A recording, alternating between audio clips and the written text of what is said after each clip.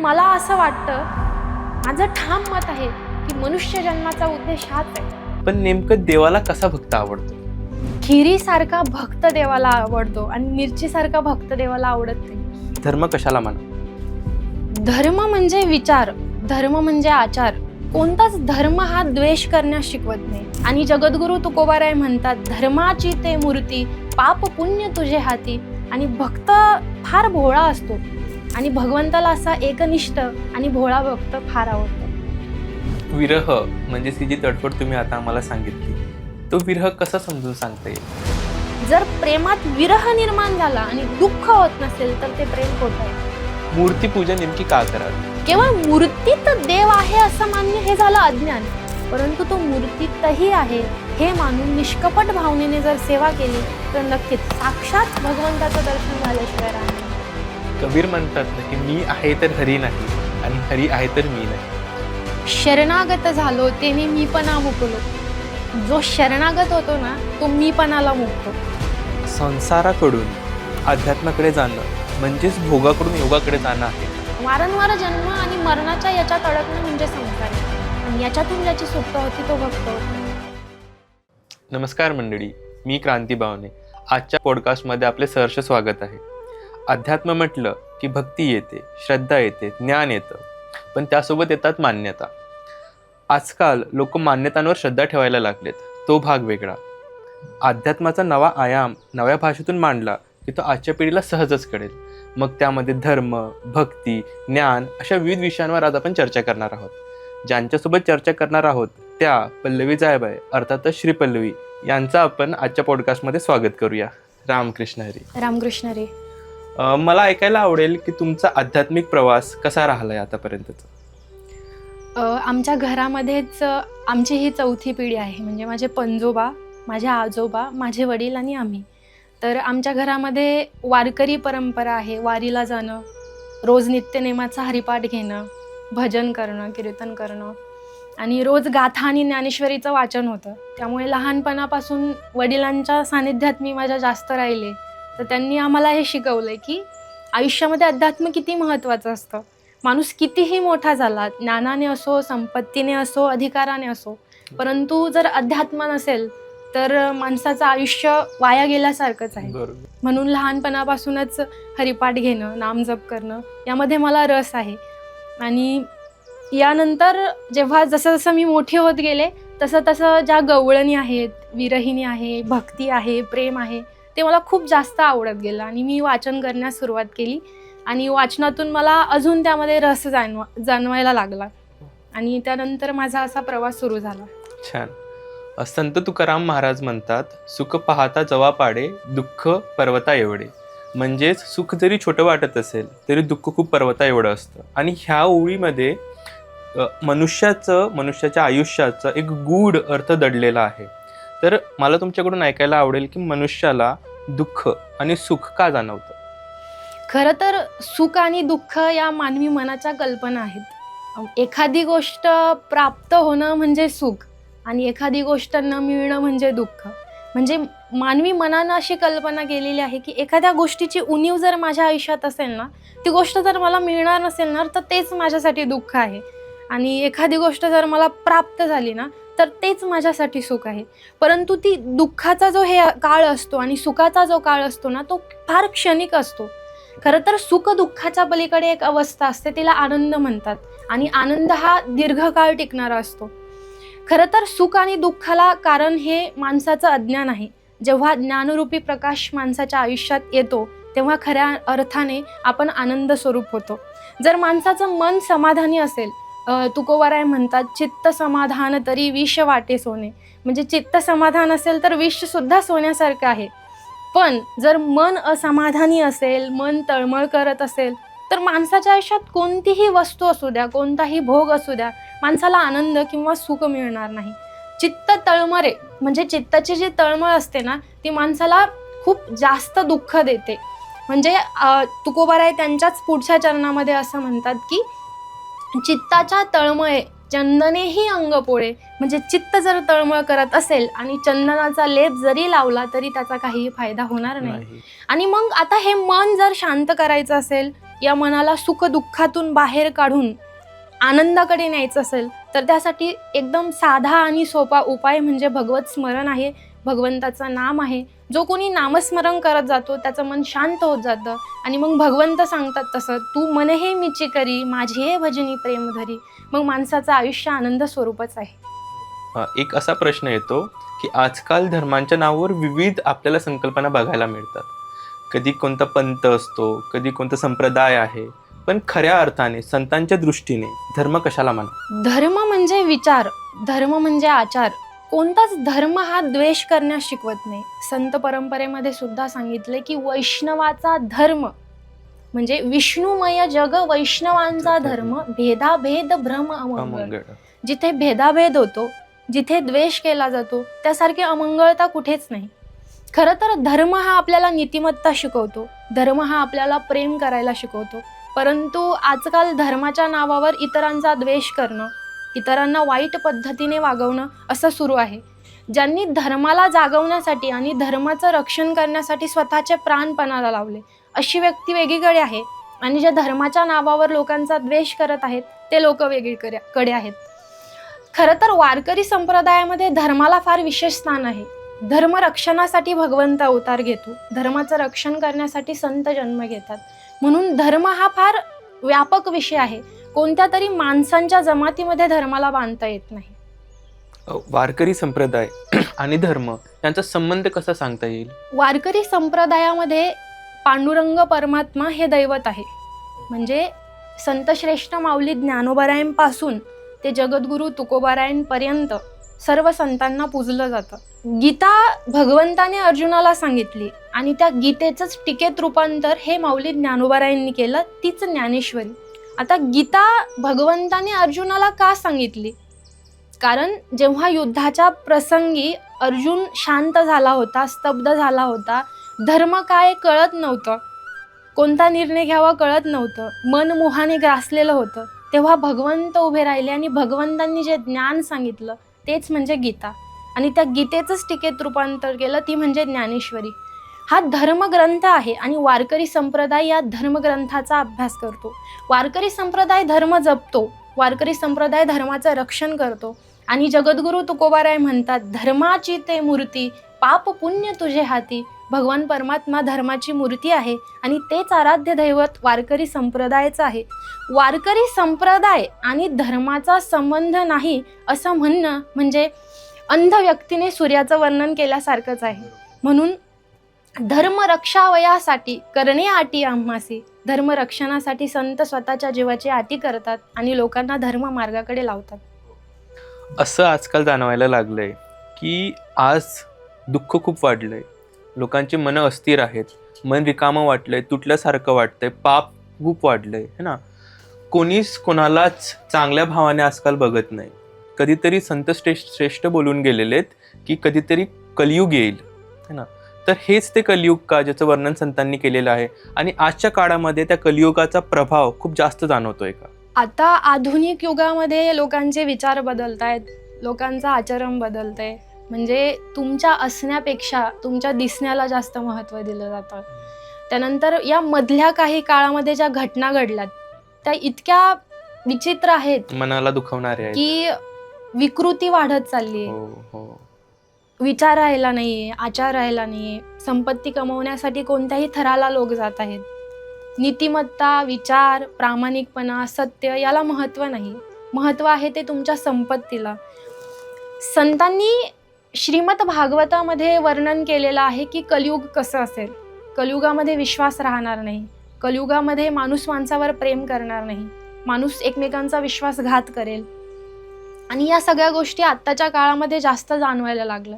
जगद्गुरू तुकोबाराय असं म्हणतात की कली पापाची हे मूर्ती, कली पापाची मूर्ती आहे आणि नाम खडग घेऊ हाती. या कलियुगामध्ये जर आपल्याला स्वतःचं संरक्षण करायचं असेल, या वातावरणातून स्वतःला बाजूला नेऊन स्वतःचं कल्याण करायचं असेल तर नाम खडगच हाती घ्यावं लागेल, नाम जपच करावा लागेल. म्हणून कलियुगाचा एक फार मोठा एक गुण आहे तो म्हणजे की इतर युगामध्ये नामजपाने भगवंत प्राप्ती नाही, परंतु कलियुगामध्ये नामजपाने भगवंत प्राप्ती सुद्धा होऊ शकते.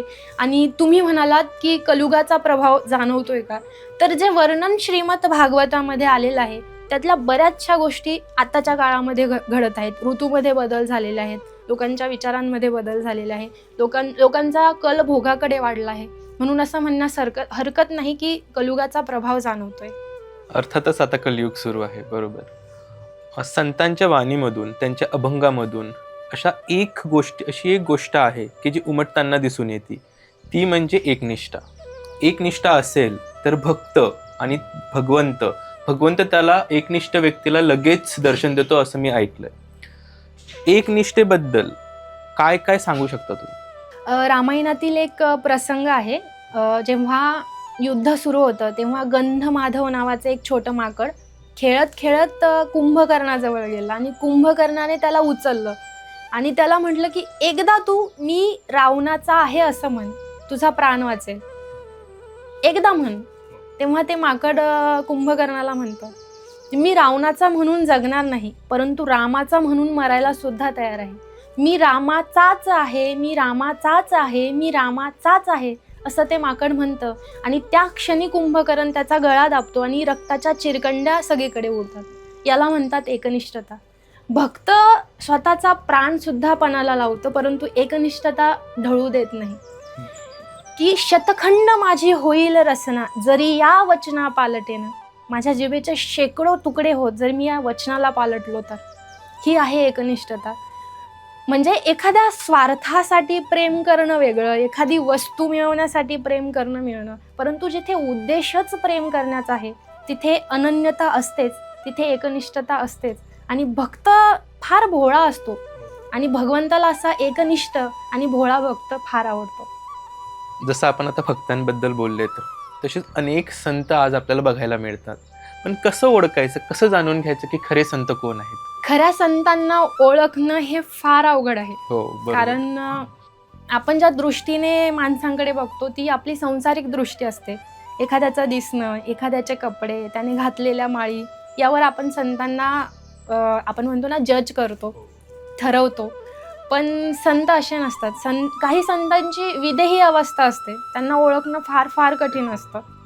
पण एक आहे की संतांचा उद्देश, संतांचा अवतार घेण्याचा उद्देश मनुष्य जातीचं कल्याण करणं हाच आहे. संत कधीच स्वार्थासाठी जगत नाही.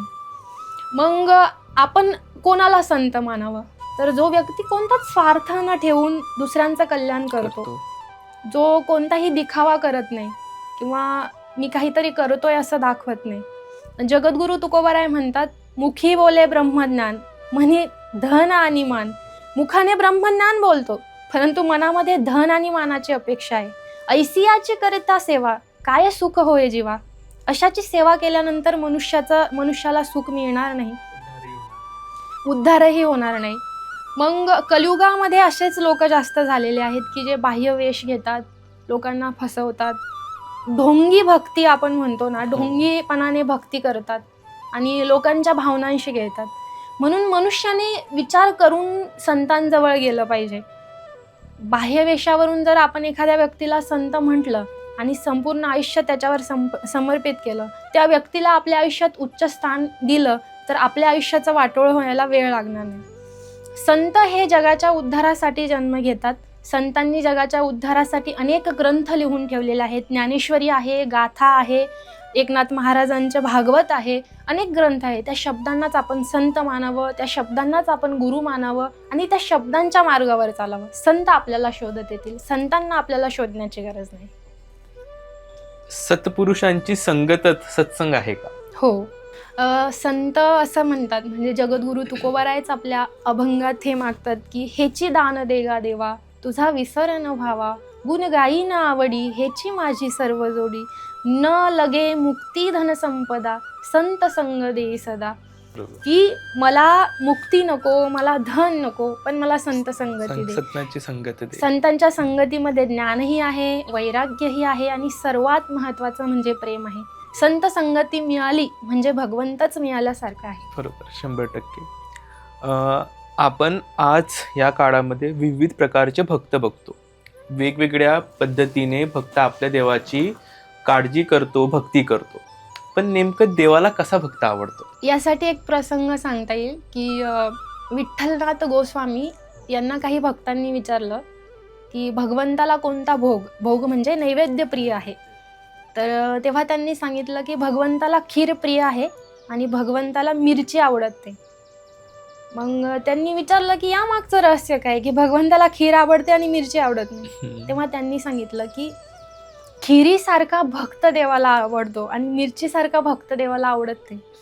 कारण खिरीमध्ये जे तांदूळ आपण वापरतो ते तांदूळ आतून आणि बाहेरून सफेद असतात. खिरीमध्ये जे दूध आपण वापरतो ते सुद्धा सफेद असतं. खिरीमध्ये जी साखर आपण वापरतो ती सुद्धा सफेद असते. असाच भक्त देवाला आवडतो की जो आत आणि बाहेर एक आहे, जो आत आणि बाहेर वेगळे. जैसा दावी तैसा राहे, जसा तू दाखवतोस तसा राहा, असा भक्त देवाला आवडतो.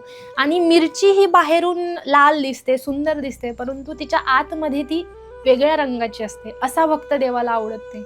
जो आत आणि बाहेर वेगळा आहे असा भक्त देवाला आवडत नाही. जो आत आणि बाहेर एक आहे, जो प्रामाणिक आहे आणि जो प्रेम करतो असाच भक्त देवाला आवडतो. छान. भगवंत त्याच्या भक्ताला कधी ना कधीतरी दर्शन देतातच. हो, भक्त असं काय करतो ज्याने तो भगवंताला एवढा प्रिय होऊन जातो? भक्त देवासाठी काय करत नाही. कारण जेव्हा गोकुळ सोडून भगवंत गेले द्वारकेमध्ये, एक दिवस भगवंताचं खूप डोकं दुखत होतं आणि नारद महर्षी फिरत फिरत आले आणि त्यांनी बघितलं की भगवंत बसलेले आहेत. अत्यंत दयनीय अवस्था आहे, डोक्याला हात लावलेला आहे. बाबा भगवंताला काय झालं असेल? तेव्हा त्यांनी विचारलं की तुम्ही असे का बसलेले आहात? तेव्हा त्यांनी सांगितलं की माझं फार डोकं दुखतंय. तेव्हा नारदजी म्हणाले की मग तुम्ही वैद्यांना बोलवा. ते म्हणे सर्व वैद्य येऊन गेलेत परंतु माझं डोकं थांबत नाही. म्हणे काहीतरी उपाय असेल. म्हणे हो, माझ्या भक्ताच्या पायाखालची जी माती आहे ना तिचा जर लेप करून माझ्या माथ्याला लावला तर माझं डोकं शांत होईल. तेव्हा नारदजी म्हणाले की एवढ्या भगवंताच्या पत्न्या आहेत, भगवंताच्या भक्तच आहेत ना, त्यांच्याकडे जाऊया. मग नारदजी म्हणाले, उत्साहाने नारदजी बोलत होते की ठीक आहे देवा, मी जातो आणि माती घेऊन येतो.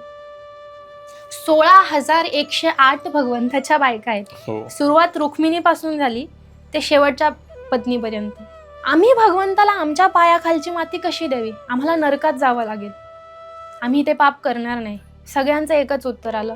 पूर्ण द्वारकेमध्ये ते फिरले, तिथे तेच उत्तर आलं आणि ते तसेच भगवंताकडे परत आले. तेव्हा भगवंत म्हणाले एकदा गोकुळात जाऊन बघा, तिथे माझे भक्त आहेत. तेव्हा नारद म्हणाले काय आहे त्या गोकुळात?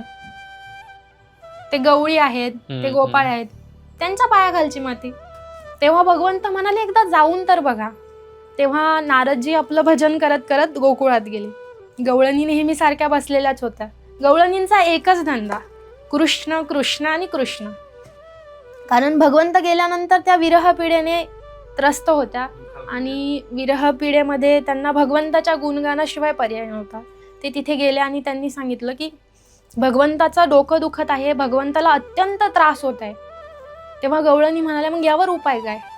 की भक्ताच्या पायाखालची माती जर भगवंताच्या माथ्याला लावली तर भगवंताचं डोकं थांबेल. त्याच ठिकाणी गवळणींनी नृत्य केलं, त्या मातीवर उड्या मारल्या आणि ती माती बांधून नारदांना दिली. तेव्हा नारद म्हणाले तुम्ही वेड्या आहात का? तुम्हाला नरकात जावं लागेल तुमच्या पायाखालची माती जर देवाच्या माथ्याला लावली तर. तेव्हा त्या म्हणाल्या आम्ही त्याच्यासाठी कुठेही जायला तयार आहोत. तो बरा असला पाहिजे, त्याचं डोकं राहिलं पाहिजे. त्याच्या विरहामध्ये आम्ही नरकच भोगतोय, आमच्यासाठी तो महत्वाचा आहे. तुम्ही ही माती घेऊन जा.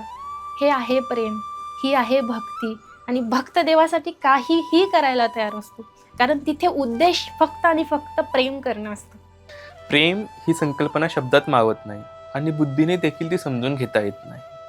प्रेमाची व्याख्या अनेकांनी अनेक प्रकारे केलेली आहे, पण मला सांगा खरं प्रेम म्हणजे काय? प्रेम खरंच शब्दात बांधता येत नाही. जेव्हा प्रेमाचा विषय येतो तेव्हा जर आपण शब्दांची जुळवाजुळव करण्याचा प्रयत्न करतो ना, तेव्हा ती होत नाही. जणू शब्दच लपंडाव खेळतात असं वाटतंय. प्रेम ही एक अवस्था आहे, त्या अवस्थेमध्ये तो भक्त जगत असतो. प्रेमामध्ये भावना महत्त्वाच्या असतात, प्रेमामध्ये ते वागणं महत्त्वाचं असतं. त्या अवस्थेमध्ये जेव्हा भक्त जगत असतो ना, तेव्हा तो एकनिष्ठतेने जगत असतो. म्हणजे प्रेम करताना बऱ्याचदा आपण असं म्हणतो की वेडा आणि प्रेमात काही फरक नाही, एकच असतो. एकच असतो. इथे एक प्रसंग सांगता येईल की जेव्हा भगवंताने उद्धवांना गोकुळात पाठवलं की बाबा तू जा, उद्धव म्हणजे महात्मे, उद्धव म्हणजे ज्ञानी. ते गेले आणि गवळणी बसलेल्या होतात. गवळणी बसल्यानंतर त्या विरहात होत्या ना, विरहात असल्यामुळे ते त्यांना ज्ञान सांगू लागले की भगवंत सगळीकडे आहे, भगवंत कणाकणामध्ये आहे, भगवंत निराकार आहे मध्ये आहे, भगवंत तुमच्यात आहे, भगवंत माझ्यात आहे, तुम्ही का रडताय? तेव्हा गोपिका म्हणतात की तो श्रीकृष्ण जेव्हा जंगलात जायचा ना, तेव्हा आम्ही दिवसभर त्याचं चिंतन करायचो की कृष्ण आता काय करत असेल, कृष्णाने काही खाल्लं का, कृष्णाचे पाय दुखत असतील, त्याचे एवढे नाजूक पाय आहेत, त्याच्या पायाला खडे काटे टोचले तर नसतील. दिवसभर आम्ही त्याचं चिंतन करायचो. आणि जेव्हा सूर्य मावळायचा तेव्हा आम्ही त्या कृष्णाची वाट पाहायचो की कधी कृष्ण येईल आणि कधी आम्ही त्याला बघेल. तेव्हा जेव्हा तो यायचा ना, तेव्हा त्याच्या ते धुळीने माखलेले केस, त्याचं ते दिसणं आम्हाला मंत्रमुग्ध करून टाकायचं. आणि तेव्हा आमच्या डोळ्याच्या पापण्या खालीवर व्हायच्या. तेव्हा आम्ही ब्रह्मदेवाला शिव्या घालायचो की का या पापण्या बनवल्या आहेत. त्या पापण्या आम्हाला अडथळा वाटायच्या की फक्त कृष्णाला बघत राहावं. असं प्रेम आमचं त्या कृष्णावर आहे. पण त्याने आम्हाला काय दिलं? तो आम्हाला सोडून गेला, आम्हाला विरहामध्ये टाकलं. आता आम्ही त्याच्या विरहामध्ये जगतोय. आमची अवस्था कशी झाली आहे? आता फक्त त्याचं गुणगान करत आम्ही आमचा प्राण त्यागत नाही, हेच आमच्यासाठी खूप आहे. तेव्हा प्रखर भाषेमध्ये गवळणी उद्धवाला सांगतात, मेल्या त्या गवळणी त्यांची राख झाली, वाजव मुरली तये ठाई. असा समज की तुझ्या विरहात त्या मेलेल्या आहेत, त्यांची राख झाली, फक्त आता तू इथे येऊन मुरली वाजव, याच्याशिवाय आम्हाला काही नको. हे आहे खरं प्रेम, ही आहे खरी भक्ती की जिथे तो सोडून काही नाही, त्याच्या विरहात सुद्धा ती एकनिष्ठता ढळत नाही. हे आहे प्रेम. आणि प्रेमाला तेव्हा तिथे ज्ञान शरण येतं. उद्धव तेव्हा गोपिकांना गुरु करतात. म्हणून प्रेम हे नेहमीच ज्ञानापेक्षा श्रेष्ठ आहे. विरह म्हणजे ही जी तडफड तुम्ही आता आम्हाला सांगितली, तो विरह कसा समजून सांगता येईल? प्रेमातली सर्वोच्च अवस्था म्हणजे विरह आहे. म्हणजे विरह प्राप्त झाल्यानंतर तो भक्त आहे ना, त्याला अत्यंत वेदना होतात, खूप पीडा होते. ज्या पीडेमध्ये शरीर, मन आणि वाणी तिघांचा समावेश असतो. भूक लागत नाही, झोप येत नाही, अत्यंत व्याकुळता निर्माण होते आणि फक्त एकच ध्यास लागलेला असतो, कधी तो दिसेल, कधी तो भेटेल, कधी त्याला या डोळ्याने पाहता येईल, हाच ध्यास लागलेला असतो. भक्ताच्या आयुष्यात जेव्हा देव आणि भक्ताचा संबंध येतो आणि जेव्हा भक्त देवाच्या प्रेमात पडतो, त्याच्या रूपाला पाहतो, त्याच्या रूपाला न्याहातो, तेव्हा भगवंत मध्ये ना त्याला विरह देतो. भगवंताचं ज्या भक्तावर खूप जास्त प्रेम असतं ना, भगवंत त्या भक्ताला विरह देतो. कारण त्याचं प्रेम परिपक्व व्हावं, त्याच्या प्रेमात अनन्यता यावी, त्याच्या प्रेमात एकनिष्ठता यावी, म्हणून तो विरह दिलेला असतो. आणि त्या विरहामध्ये भक्त अत्यंत अश्रू ढाळतो, त्याला काहीही सुचत नाही. खरं तर विरह ही अवस्था अशी आहे की त्या अवस्थेमध्ये मनुष्याचा प्राण जाऊ शकतो. आणि प्राण जरी गेला नाही तर मनुष्य वेडा होऊ शकतो. कबीर त्यांच्या दोह्यामध्ये म्हणतात की विरह भुवंगन तन चढे, चढे तो बोरा होय. म्हणजे जेव्हा विरह होतो ना, तेव्हा बोरा म्हणजे पागल मनुष्य होतो. आणि या अवस्थेमध्ये केवळ एकच उपाय असतो, ते म्हणजे भगवंताचं दर्शन. गवळंतीची अवस्था सांगते की कृष्ण वेधिली विरहिनी बोले, चंद्रमा उभारा करीतो गे माय. की कृष्णाच्या प्रेमामध्ये वेधलेली ती विरहिणी म्हणते की मला थंड असलेला, शीतल असलेला चंद्र सुद्धा या विरहा तापामध्ये उभारा करतोय. न घाला विंजन वारा, की तुम्ही मला ना आता वारा नका घालू, मला फक्त आणि फक्त एकदा श्रीकृष्णाचं दर्शन घडवा, एकदा मला त्याला डोळ्याने पाहू द्या, मग याशिवाय मला बाकी काही नको. श्रीकृष्ण वेगी भेटवा का, तो श्रीकृष्ण मला भेटवा. हा आहे विरह. संतांनी ही अवस्था अनुभवलेली आहे आणि त्या अनुभवातून त्या विरहिणी निर्माण झालेल्या आहे.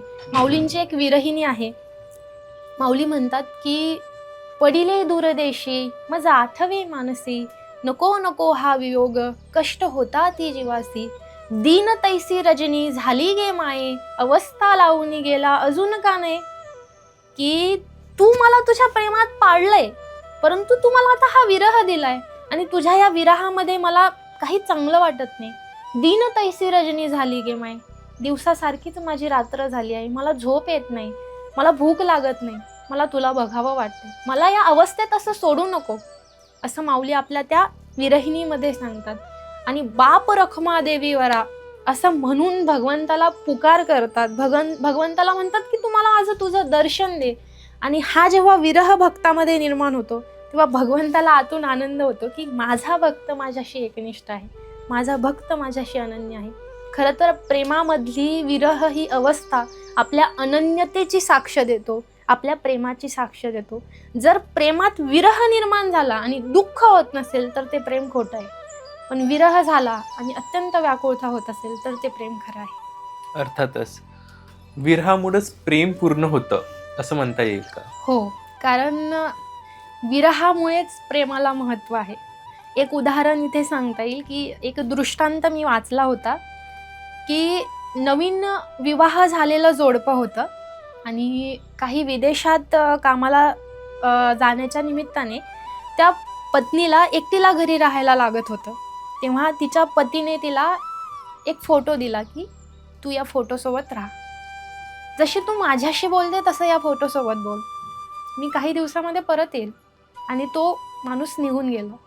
तेव्हा ती स्त्री ना त्या फोटोशी बोलायची, आपली भावना त्या फोटो पुढे व्यक्त करायची, आपलं प्रेम त्या फोटो पुढे व्यक्त करायची. त्या अवस्थेमध्ये तिचं प्रेम जास्त व्याकुळ होत गेलं, जास्त त्या वाढत गेलं. आणि जेव्हा तिचा पती वापस आला तेव्हा तो फोटो सोडून ती तिच्या पतीजवळ गेली. भक्ताचं असंच असतं की जेव्हा विरह निर्माण होतो ना तेव्हा खूप जास्त प्रेम वाढत जातं. असं वाटतं की कधी भगवंत भेटेल आणि कधी तो मला जवळ येईल. आणि विरह प्रेम वाढवण्याचं एक साधन आहे, विरहाशिवाय प्रेमाला महत्त्व नाही. मग भगवंताचं आणि भक्ताचं नातं कसं असावं? खरं तर या जगातलं सर्वात सुंदर, शुद्ध आणि सत्य नातं कोणतं असेल तर ते देव आणि भक्ताचं आहे. कारण भक्त देवावर जीव ओवाळून टाकतो आणि देवसुद्धा भक्तावर जीव ओवाळून टाकतो. दोघं एकमेकांवर प्रेम करण्यासाठीच येतात, दुसरा उद्देशच नसतो की जन्म घेईन मी नाना बहु सोसीन यातना, तुझ्या प्रेमासाठी मी अनेक जन्म घेईन, मी गर्भवासाचं दुःख सोसेल. गर्भवासाचं दुःख सोसणं इतकी सोपी गोष्ट नाही, पण भक्त तो गर्भवासाचं दुःख शोषतो आणि प्रेमासाठी जन्म घेतो. जो भगवंत आपण म्हणतो निर्गुण निराकार आहे, सर्व विश्वामध्ये आहे, तो प्रेमासाठी अवतार धारण करतो, प्रेमासाठी नाक डोळे घेऊन येतो, अलिंगनासाठी हात घेऊन येतो. दोघं एकमेकांवर प्रेम करण्यासाठी जन्म घेतात. आणि जेव्हा दोघं एकत्र येतात तेव्हा प्रेमाशिवाय काहीच घडत नाही. भक्त देवासाठी काहीही करायला तयार असतो आणि देवसुद्धा भक्तासाठी काहीही करायला तयार असतो. जेव्हा भगवंताने भक्त प्रल्हादासाठी अवतार धारण केला, उग्र रूप ते होतं, ते रूप पाहून सगळे भिवू लागले. भगवंताजवळ कोणी जाईन असं झालं. तिथे ब्रह्मदेव उपस्थित होते, तिथे लक्ष्मी उपस्थित होत्या, तिथे भगवान शंकर उपस्थित होते. परंतु भगवंत क्रोधाने इतके लाल झालेले होते की पुढे जायला कोणी धजावत नव्हतं. तेव्हा सगळ्यांनी छोट्या असलेल्या भक्त प्रल्हादाला पुढे केलं. आणि जेव्हा भगवंताने भक्त प्रल्हादांना बघितलं ना तेव्हा भगवंताच्या डोळ्यात असलेला क्रोध हा प्रेमाच्या रूपात बदलला आणि भगवंत हुंकार देऊ लागले, कारण ते नरसिंह रूप होतं ना. आणि हुंकार देत प्रेमाने भक्त प्रल्हादांना उचललं आणि आपल्या मांडीवर बसवलं आणि चाटू लागले. भक्त पुढे आल्यानंतर भगवंताचा क्रोध सुद्धा शांत होतो आणि त्यांच्यामध्ये प्रेमाचा संवाद सुरू झाला. म्हणजे देवाला भक्ताशिवाय काहीच प्रिय नाही. लक्ष्मी प्रिय नाही, गरुड प्रिय नाही, ब्रह्मदेव प्रिय नाही, भगवान शिव सुद्धा प्रिय नाही. फक्त आणि फक्त भक्तच प्रिय आहे. आणि मला असं वाटतं, माझं ठाम मत आहे की मनुष्य जन्माचा उद्देश हाच आहे की भगवंताने आपल्यावर असं प्रेम करावं, भगवंताने आपल्याला सुद्धा असं उचलून घ्यावं, भगवंताने आपल्याला सुद्धा असं प्रेम करावं. आणि हेच खरं प्रेम आहे, हेच खरं देव आणि भक्ताचं नातं आहे. देव आणि भक्त हा एक या नात्याचा एक सोहळा आहे. आणि जेव्हा अशी अवस्था मनुष्याला प्राप्त होते ना तेव्हा मनुष्य जन्माचा सार्थक झाल्यासारखंच आहे. वृंदावनात भक्ती ही केवळ साधना नाही, तर श्वासांमध्ये मिसळलेली अनुभूती वाटते. तिथली भक्ती विलक्षणच आहे. प्रत्येक कणाकणामध्ये भक्तीचं तिथं स्मरण कोणी ना कोणीतरी करतच असतो. हे आपल्याकडं काही प्रमाणात बघायला मिळतं, पण वृंदावनामध्ये हे असं का? श्रीमद भागवतामध्ये याचं वर्णन आलेलं आहे.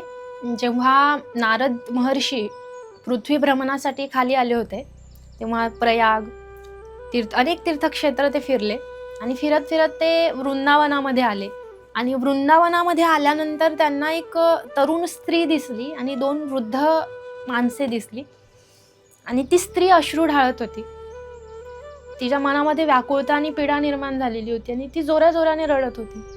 आणि जेव्हा त्या स्त्रीला नारद दिसले, तेव्हा ती स्त्री तिथे गेली, नारदांना नमस्कार केला. नारदांनी विचारलं की तुझ्या दुःखाचं कारण काय, तू इतकी व्याकुळ का झाली आहे? तेव्हा भक्तीने सांगितलं की मी भक्ती आहे आणि हे ज्ञान आणि वैराग्य माझे 2 पुत्र आहेत जे वृद्ध झालेले आहेत. मी अनेक क्षेत्रात फिरले, काही ठिकाणी माझा स्वीकार झाला, काही ठिकाणी माझा धिक्कार केला गेला, काही ठिकाणी खूप भक्ती केली गेली, काही ठिकाणी भक्ती केली गेली नाही. मी सुद्धा यांच्यासारखे वृद्ध झाले होते. पण जेव्हा आम्ही तिघही वृंदावनात परत आलो, तेव्हा मी परत तरुण झाले. यमुनेमध्ये मी स्नान केलं, परंतु माझे हे 2 पुत्र आहेत ज्ञान आणि वैराग्य, ते मात्र वृद्धच आहे.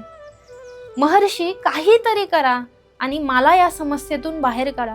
माझ्या ज्ञान आणि वैराग्य या 2 पुत्रांना तरुण करा. तेव्हा नारद महर्षी विचारात पडले की भक्ती वृद्ध झाली होती आणि परत वृंदावनामध्ये आल्यानंतर ती कसं काय तरुणी झाली? तेव्हा त्यांना या प्रश्नाचं उत्तर भक्तीने दिले की भगवंताने मला एक वरदान दिलेलं आहे की वृंदावनामध्ये तू नेहमी तरुण राहशील. वृंदावनामध्ये तुझा अति प्रमाणात स्वीकार केला जाईल. वृंदावनामध्ये तू कधीच दुःखी होणार नाही.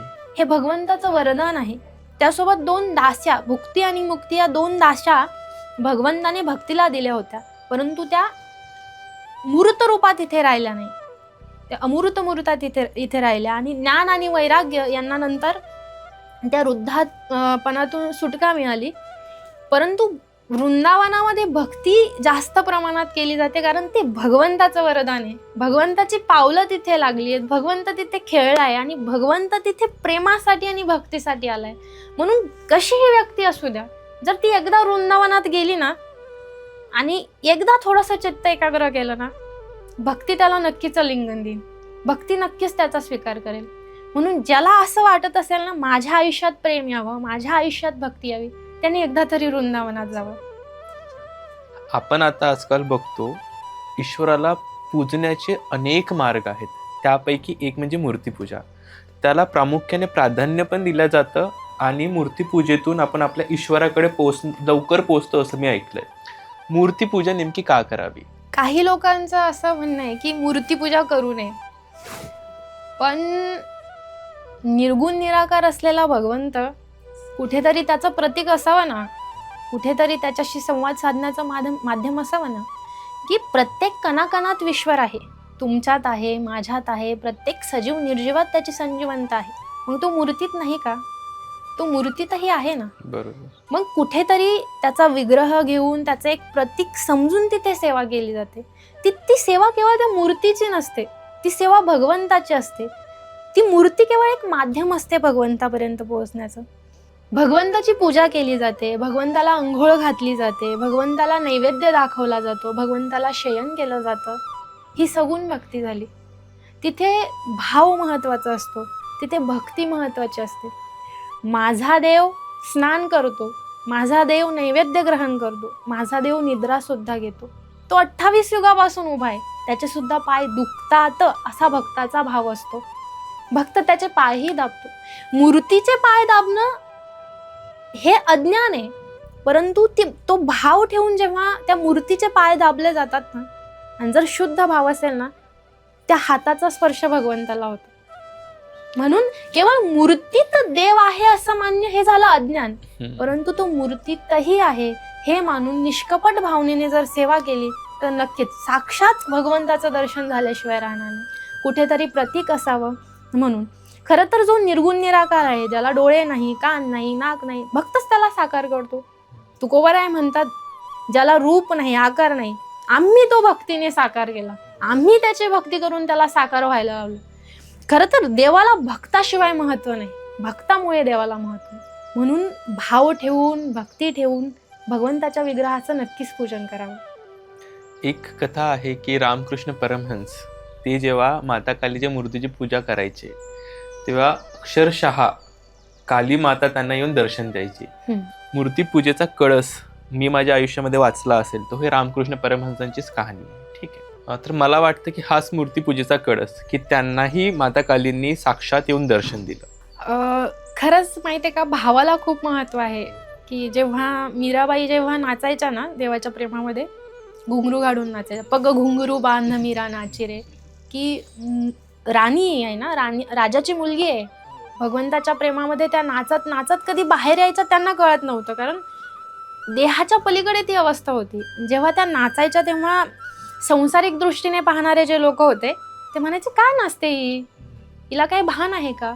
पण जेव्हा त्या नाचायच्या ना तेव्हा तिथे मंदिर होतं, त्या मंदिरात भगवान श्रीकृष्णांची जी प्रतिमा होती ना, त्या प्रतिमेवरचं हास्य असं खुलायचं, भगवंत हसायचे. आणि हे त्या पुजाऱ्याने पाहिलं आणि त्या पुजाऱ्याने भगवंताच्या गळ्यातली माळ काढून मीराबाईंच्या गळ्यात घातली. म्हणजे भक्ताची ताकद कशी असते. मूर्तीमध्येच भगवंत आहे असं नाही, पण जर भक्ताने म्हटलं ना तो इथे आहे. जेव्हा प्रल्हादांना विचारलं हिरण्यकश्यपूने, कुठे आहे तुझा भगवंत, दाखव मला, तेव्हा प्रल्हाद म्हणाले की तो प्रत्येक कानाकानात आहे, तो माझ्यात आहे, तुमच्यात आहे, इथे असलेल्या प्रत्येक वस्तूत तो आहे. तेव्हा क्रोधाने हिरण्यकश्यपूने त्या खांबावर ना गदेने प्रहार केला आणि म्हटलं की याच्यात आहे का तुझा भगवंत.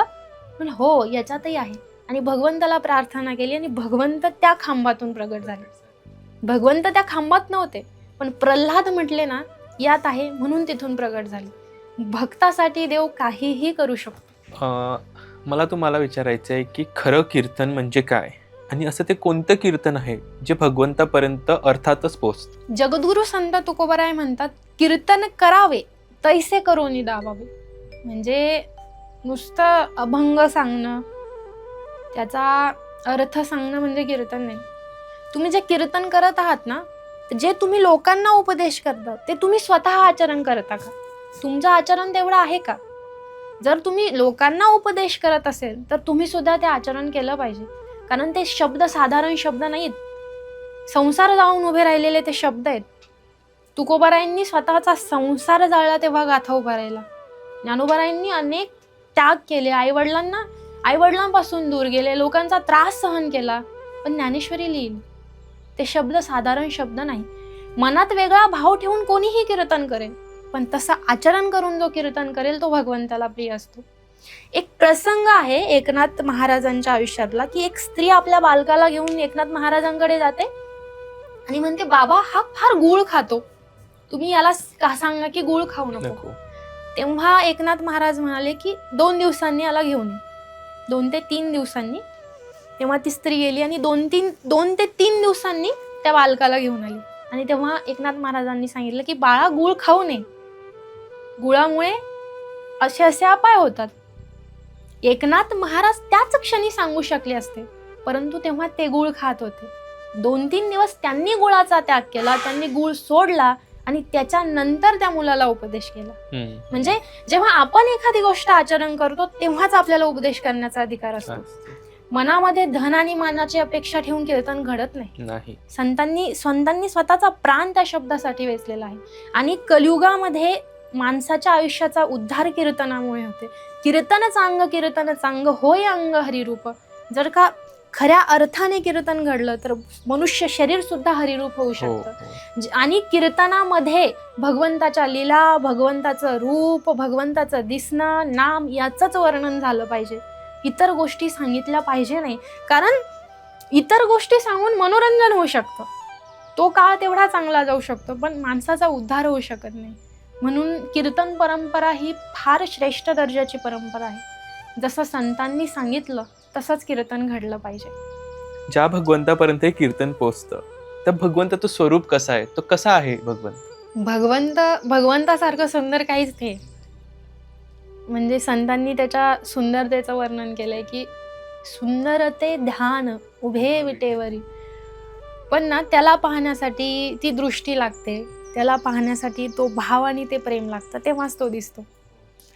त्याच्यासारखे डोळे, त्याच्यासारखे ओठ, त्याच्यासारखे केस किंवा त्याचं दिसणं ना हे सामान्य दिसणं नाही. म्हणजे एकदा त्याला बघितलं ना परत काहीच बघावं असं वाटत नाही. एक कथा मी वाचली होती. त्या कथेमध्ये एक पुरुष, मला आता नाव आठवत नाही, एक पुरुष होता. तो त्याच्या पत्नीच्या प्रेमामध्ये एवढा पागल होता की त्याला असं वाटायचं माझ्या पत्नीपेक्षा सुंदर या जगात काहीच नाही. तो वाटाने चालताना सुद्धा उलटा चालायचा, पत्नी पुढून चालायची आणि तो असा मागे चालायचा तिला की बघत बघत. माझी नजर हटायला नको, मला या सुंदरतेचं दर्शन अखंड घ्यायचंय. दिसणं ही सांसारिक आणि पाहणंही सांसारिक. आणि असं ही क्रिया सुरू असताना बाजूने दिंडी चालली होती आणि त्यातील महात्म्याने ही क्रिया बघितली आणि त्यांनी विचारलं आजूबाजूच्या लोकांना हा काय प्रकार आहे. तेव्हा सगळा प्रकार लोकांनी सांगितला. तेव्हा थोड्या वेळाने ते साधू त्यांच्या घरी गेले आणि म्हणाले की जर मी तुला तुझ्या पत्नीपेक्षा सुंदर जर काय दाखवलं तर? तो म्हणे माझ्या पत्नीपेक्षा सुंदर काहीच नाही, माझ्या पत्नीपेक्षा सुंदर असूच शकत नाही. बुद्धी माणसाची भ्रमित कशी होऊ शकते. ते म्हणाले जर मी तुला दाखवलं तर? तो म्हणे मी परत इकडे येणार नाही, परत संसाराकडे येणार नाही, चल म्हणे. गेले, त्यांना दीक्षा दिली, त्यांच्या डोक्यावर हात ठेवला आणि सांगितलं की 7 दिवस मनामध्ये पत्नीचा विचार करायचा नाही, घरादाराचा विचार करायचा नाही आणि निरंतर नामजप करायचा. ऐकलं, 7 दिवस निरंतर शुद्ध आचरण केलं, भगवंताचं नामजप केलं.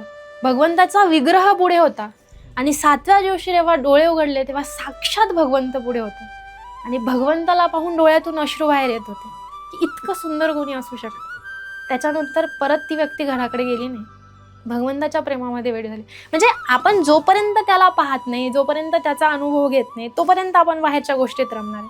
पण एकदा तो दिसला की मग बाहेरचं नाही. आणि भगवंताचा स्वभाव जर कसा आहे तर भगवंतासारखं दयाळू कोणी नाही, भगवंतासारखं कृपाळू कोणी नाही. भक्तासाठी तर भगवंत नेहमी उदार आहे. भगवंत हा भक्तासाठी फार सरळ असतो. म्हणजे भक्त म्हटलं की भगवंत विरघळतो.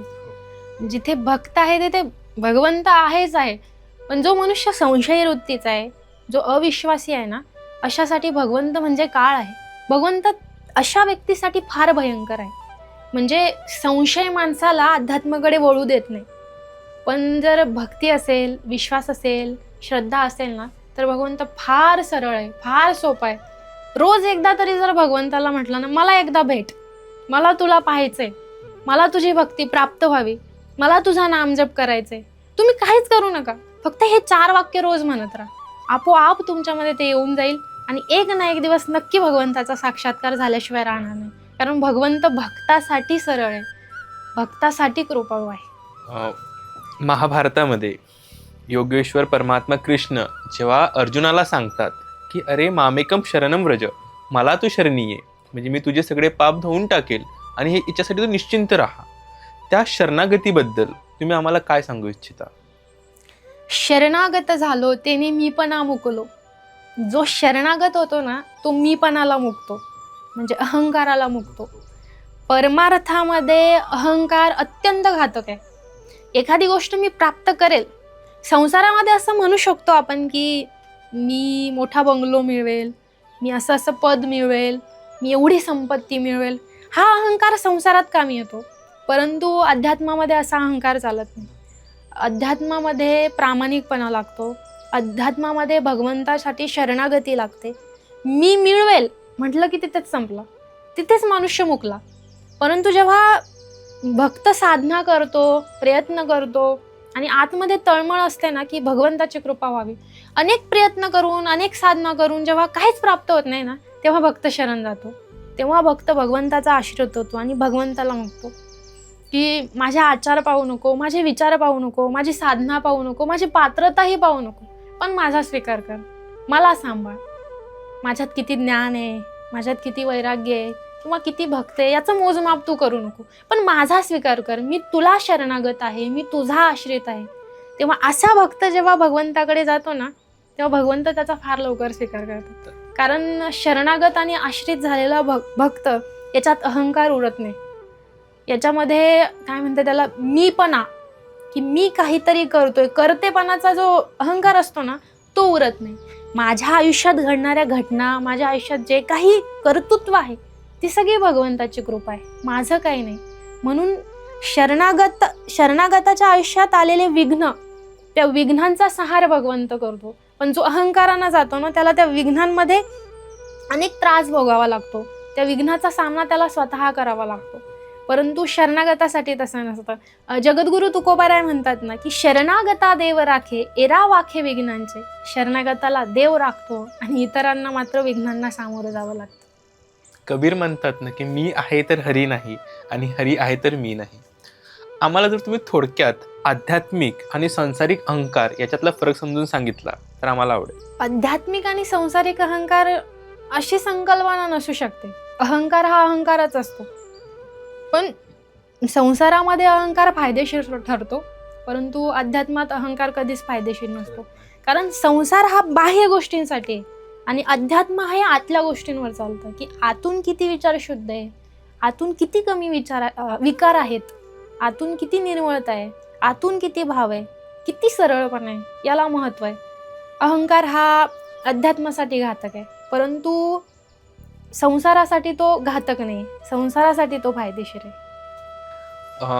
असं म्हटलं जातं की अर्जुनाला पण संसार सुटला नाही. कृष्णा पुढे सांगायचं की मीच परमात्मा परमेश्वर, मला शरणी ये. तरी त्याला दिसताना भाऊबंड दिसायचे, गुरुवर्य दिसायचे. बरोबर. नेमकं ह्या संसाराची व्याख्या तुम्ही कशी करणार? खरं तर संसार हे एक व्यसन आहे, व्यसनासारखा आहे संसार. कारण एखाद्या व्यसन असलेल्या माणसाला जर तुम्ही फायदे तोटे सांगायला लागले की बाबा तू हे जर खाल्लं किंवा हे जर पिलं तर तुला असे असे तोटे होणार आहे, असा असा याचा दुरुपयोग होणार आहे, तो काहीच नाही ऐकत. तो ते खातो, तो ते पितो, कारण ते व्यसन लागलेलं असतं. तसाच संसार आहे. संसाररूपी व्यसन सुटणं एवढं सोपं नाही. एकदा त्याचं व्यसन लागलं की त्याचे तोटे माणसाला दिसत नाही. मनुष्याची वृत्ती भोगाकडे वाढत जाते की मला हे हवंय, मला ते हवंय, मला हे घ्यायचंय. आणि जेव्हा संसाराकडे माणसाची बुद्धी वाढत जाते तेव्हा माणसाची बुद्धी अशुद्ध व्हायला लागते आणि मनुष्याची बुद्धी मग परमार्थाकडे वळत नाही. म्हणजे संसार एक असं घातक व्यसन आहे, ते व्यसन सोडण्यासाठी भगवंताचे चरणच कामी येऊ शकतात, भगवंताचं नामच कामी येऊ शकतं. तुकोबाराय म्हणतात ना की संसार व्यसनी पडो निधी. कशी मागणी करतात की संसाराच्या मला नदी लागू देऊ नको. असं नाही की विवाह करणं, लेकरांचा सांभाळ करणं आणि संपत्ती मिळवणंच संसार आहे. जन्माला येणं आणि मरणं, जन्माला येणं आणि मरणं, वारंवार जन्म आणि मरणाच्या याच्यात अडकणं म्हणजे संसार आहे. आणि याच्यातून ज्याची सुटका होते तो भक्त होतो, याच्यातून ज्याची सुटका होते तो भगवंताला प्राप्त होतो. आणि यासाठी भगवंताचं नाम, भगवंताची भक्ती याचाच आपण आधार घेऊ शकतो. संसाराकडून अध्यात्माकडे जाणं म्हणजेच भोगाकडून योगाकडे जाणं आहे का?